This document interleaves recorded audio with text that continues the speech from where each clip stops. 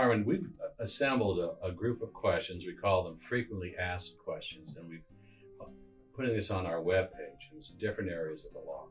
So why don't you go ahead and ask you some of the frequently asked questions our clients ask us in connection with divorce, paternity actions, and the separation. Okay, sure thing. First question. What's the difference between a divorce and a legal separation? Again, divorce is the mechanism everybody's aware of, and the divorce terminates the marital legal status between a man and a woman. And in that process, all issues involved in the marriage, whether it be custody, visitation, support issues, division of property, all that's handled in the divorce. Now, in the same form you use for a divorce, you have a box you can check off for legal separation. It's almost antiquated now. A legal separation used to be utilized a lot in the past. A different culture, a different society. A lot of people, primarily for religious reasons, could not get a divorce, but they needed some kind of a livable status quo established. And so they used that the status of legal separation to effect that. Legal separation, everything is divided between the parties. Courts makes orders on spousal support, division of property, but the parties are not divorced. Well, people don't do that anymore. The one time a legal separation is used, and listeners want to be aware of this, is if you come into California and you need some assistance from the family law courts. You need orders in custody, visitation, support, domestic violence. You can file a legal separation because you're not a resident of the state yet. So you use the mechanism of a legal separation in order to affect a status quo until you can qualify as a resident of the state, and then you can change your petition for legal separation to a petition for divorce. Okay. How fast can someone be divorced? People ask this a lot. 6 months, theoretically, and believe me, it's theoretical. You can be divorced 6 months from the date that you serve your other spouse with the divorce papers, or you were served with the divorce papers. 6 months. Unless you and your spouse agree on a stipulated judgment, that's never going to happen. Just the realistic time frames of the courts aren't going to allow that.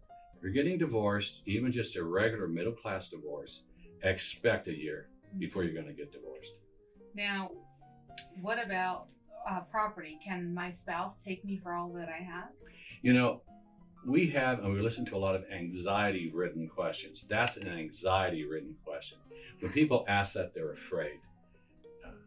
Courts are going to take from each of the spouses 1/2 of what the community possesses. So what can my wife take from me?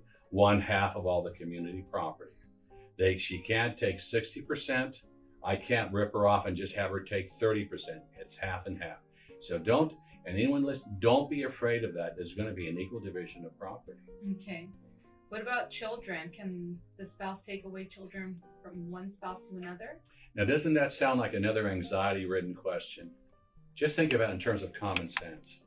Courts are absolutely concerned about the children. And the person who truly has the right to visit with the parent is the child, not the parent. So courts view it that way. So no, your child's never going to be taken from you. Don't listen to anyone making threats unless there's something in the person's lifestyle that's going to make the court become very hesitant about dividing visitation as nearly as possible to 50-50. Okay. What if, let's assume the divorce has been filed and I change my mind, can I stop the divorce? Only if your spouse will agree to that. And a lot of clients on the other side of our cases, sometimes in our cases, want to stall. Courts don't allow that at all. They'll sanction you if you use stalling tactics, etc. But if both parties want to, the courts couldn't be happier. Okay, what about my maiden name after the divorce or during the divorce? Can I get my name changed to my maiden name? Yeah. I'm sorry, you can. And it doesn't reflect badly on you one way or the other. And even if you go through the divorce and somehow you forgot to ask the court to change your name, there's a very simple form you can file with the court. After the divorce is even over, they'll give your maiden name back. Okay.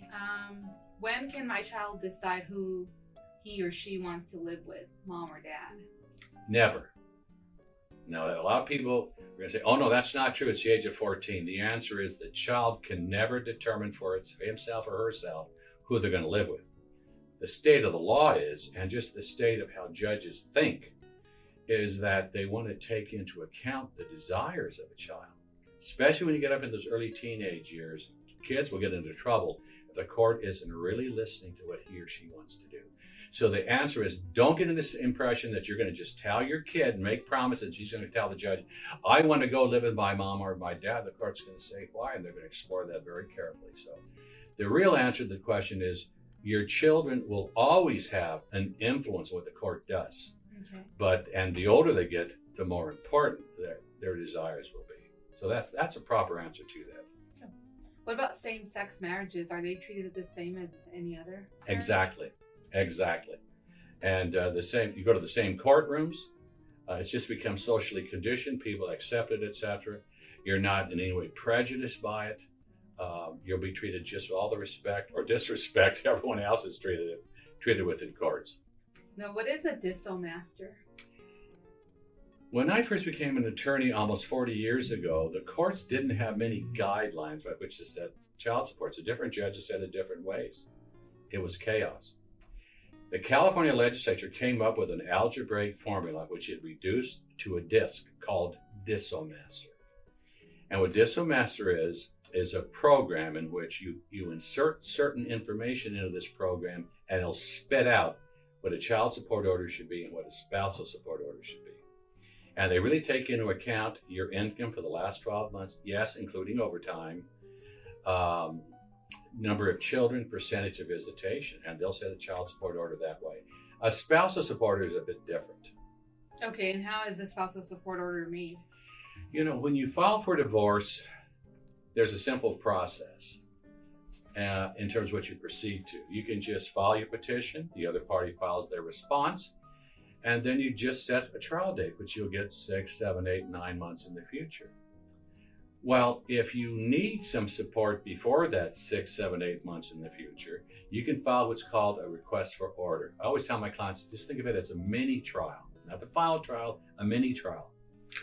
Well, at that time, if you ask for spousal support at a mini trial because you can't wait all these months into the future to get support, the courts will use the exact same program they use for child support.